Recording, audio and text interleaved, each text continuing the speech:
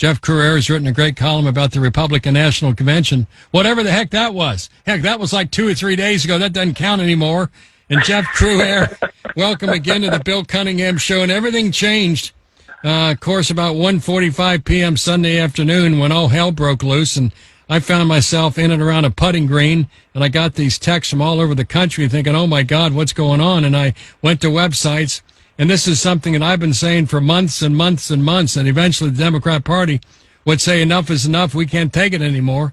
And as recently as Meet the Depressed on Sunday morning, you had Richmond, the chairman of the campaign, saying everything's hunky-dory. He's ready to go. We have events scheduled. He's going to meet Benjamin Netanyahu on Wednesday. And then, of course, the Olympics happen at the end of the week. And Dr. Joe Biden's going to go there. And all of a sudden, a statement came out that from allegedly the president that said he's stepping away from the campaign. And I would also say this, that when Joe Biden finds out about this, somebody's going to have hell to pay, because I like to know if Joe Biden knows what's going on. So as a conservative thinker, author, talk show host, give me, Jeff Crouere, your analysis as to what the hell happened.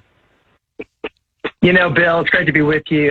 Joe Biden hasn't known what's going on for 5 years. I mean, Joe Biden is literally out to lunch. It's an embarrassment to our country, and it's also a threat to have someone who's mentally incompetent as our commander-in-chief. And, you know, he was on display during the debate. It was embarrassing. And then all the events that he did afterwards, Bill, just created more doubts with the American people. All the interviews and speeches, more gaffes. The man has lost it. He's got dementia, mentally incompetent. He should be in a rest home. And he was, up until, as you say, this morning, they were saying he was going to run. Right.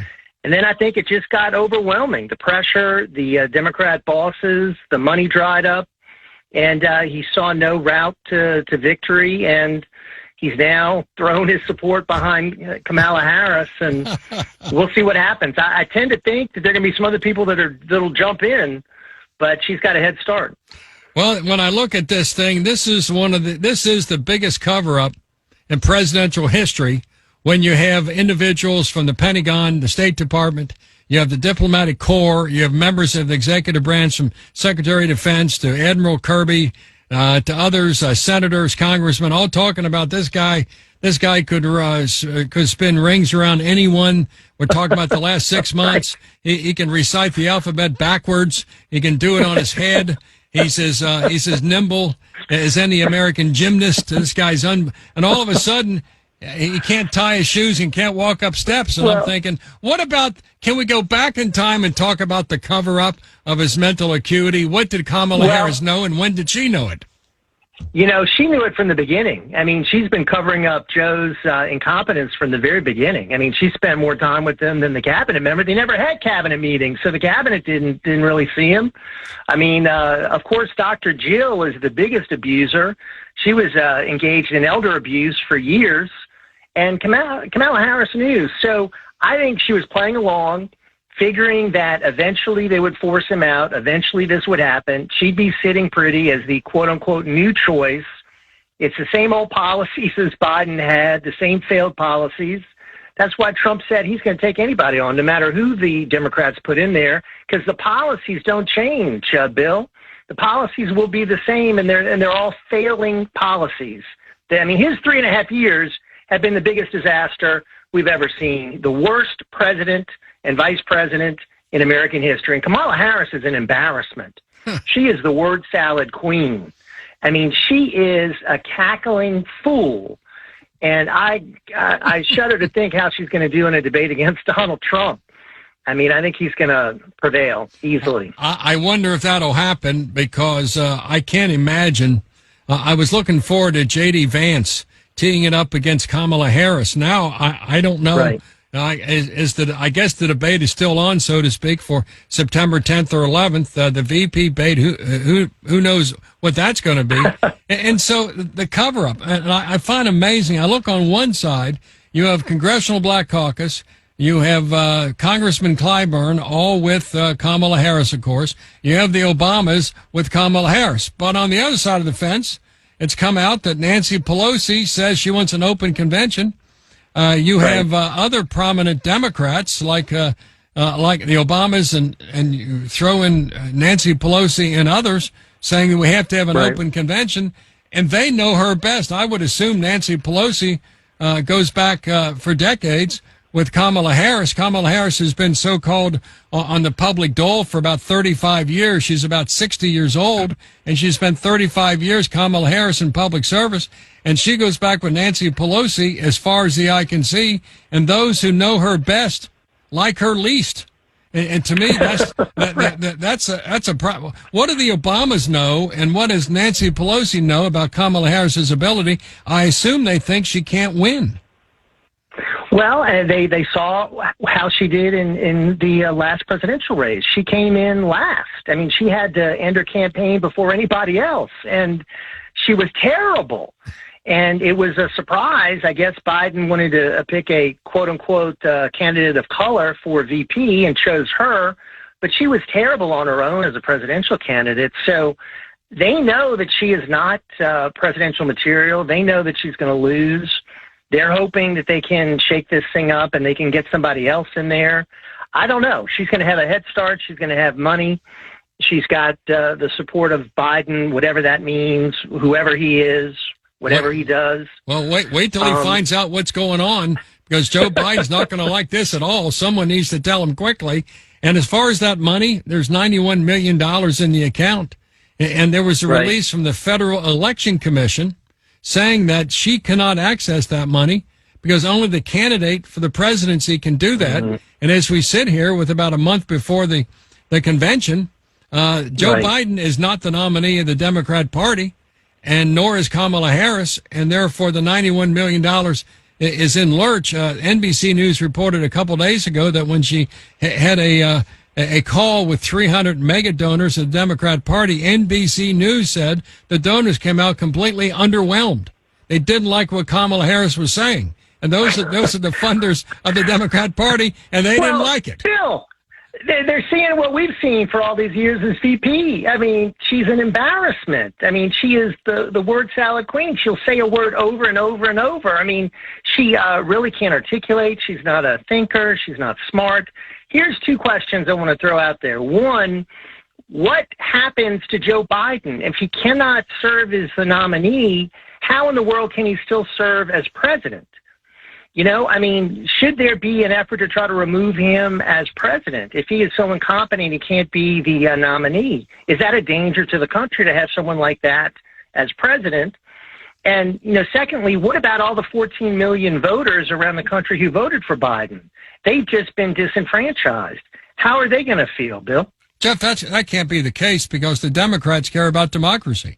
Every time Trump gets up in the morning, when Trump arises out of bed, which about 6 a.m., he's a threat to democracy. I watch an interview with Robert F. Kennedy Jr. There's probably no better name in Democratic politics than Robert F. Kennedy Jr., and he was barred from ballots all over. The so-called Iowa caucuses didn't happen. In New Hampshire, they passed a rule that if you're a candidate other than Joe Biden and step into the state of New Hampshire and you get any delegates to the national convention, those delegates by New Hampshire law must go toward Joe Biden. There was no race at all. There were a few candidates that wanted to run against him. The one congressman did, and that was an embarrassment. But the A team couldn't run against Joe Biden because the party that cares about democracy made sure the whole primary was undemocratic, and they kept out of the race a whole bunch of people. Bill, the party that rigged the 2016 primaries and the 2020 primaries rigged the 2024 primaries. They do what they do. That's the Democrats. They hate democracy. They say they love it, but they really hate it. They hate the little people, the voters. It's all about the machine, all about the big money people, all about the insiders. So, you know, we'll see what these insiders come up with, but they certainly could not care less about the average voter. You know, Jeff Crouere, you bring up a great point. If he's not competent to run for an office that he holds, how can he hold the office? Well, one or the other. In the 25th Amendment, I know the Speaker of the House, Johnson, is talking about the 25th Amendment.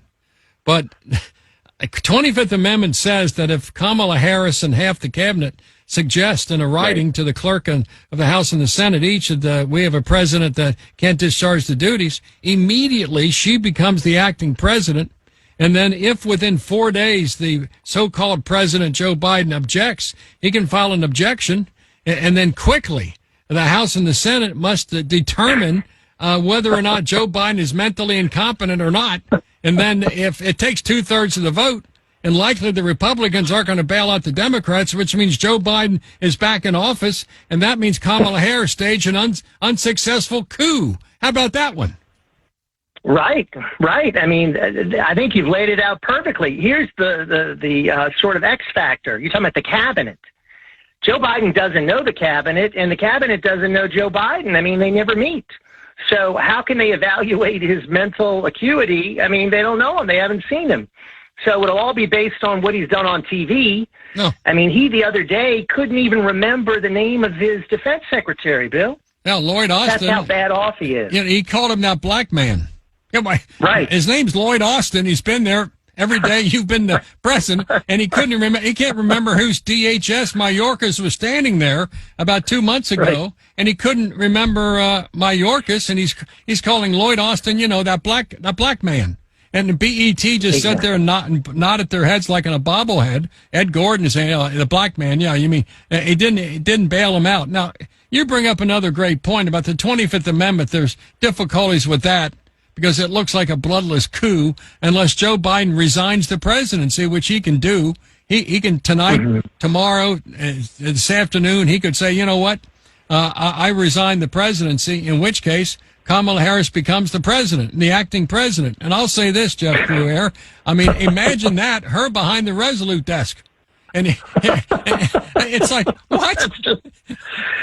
I mean, it's one nightmare after another. Here's what I know. Before he leaves office, he's going to get all those pardons together because he's got to pardon his son. He's got to pardon the other family members involved in all the scheming and scams and the corruption. So I'm sure he's got a lot of work to do as far as, you know, cleaning up the messes that his family's created.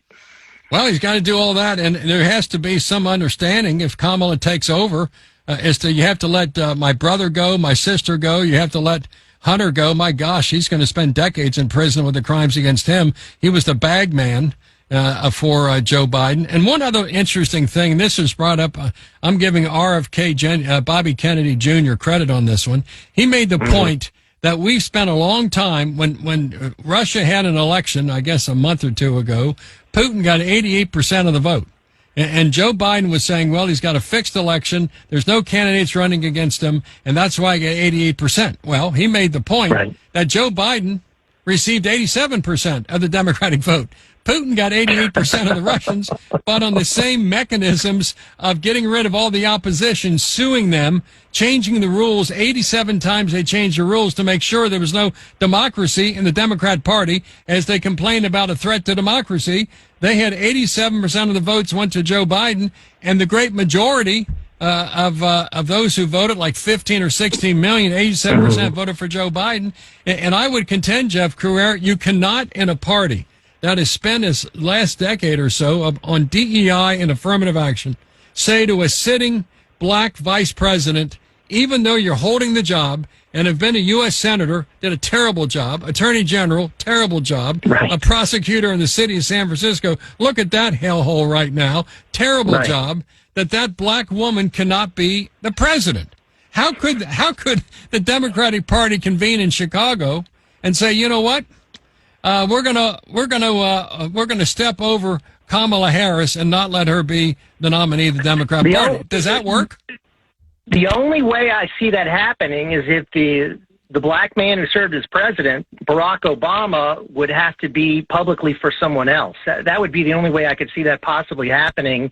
And I don't see Obama willing to do that. He wants to play this role behind the scenes. So, yeah, that's why the betting is on Kamala Harris. That's why she is the overwhelming favorite to secure this through whatever kind of sham process that they put together over these next few weeks. I mean, it's a joke. It's disgusting. All these primaries were for naught. All these people voted for a candidate that's not even in there now. And he was in the same mentally incompetent state during the primaries that he is now. He's been this way the entire presidency, Bill, and they've just lied about it.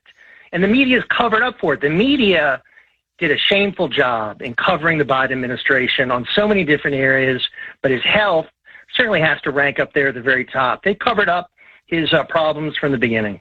Well, Chuck Todd said about a week ago, former moderator of Meet the Press, that he had a sit down with a high-ranking cabinet official, and the cabinet official said to Chuck Todd, this guy can't run for president in 2 years. We don't have any meetings. There's no communication. And Chuck Todd said, well, okay.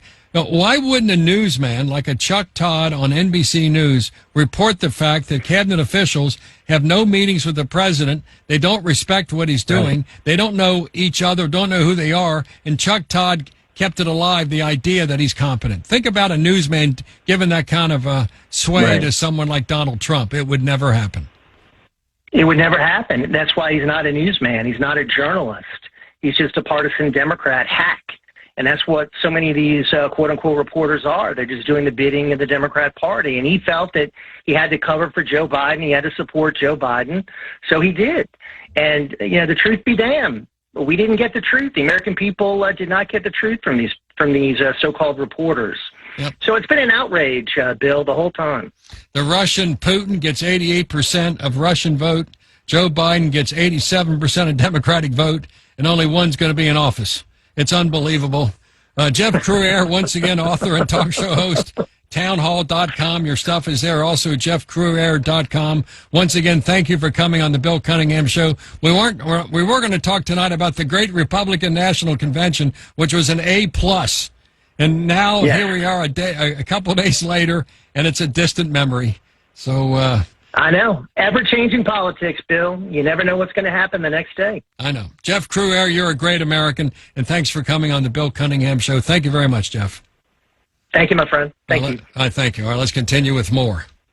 If a line becomes available, 866-647-7337. News breaks on Sunday, and the great American is here with you. Bill Cunningham, live with you every Sunday night.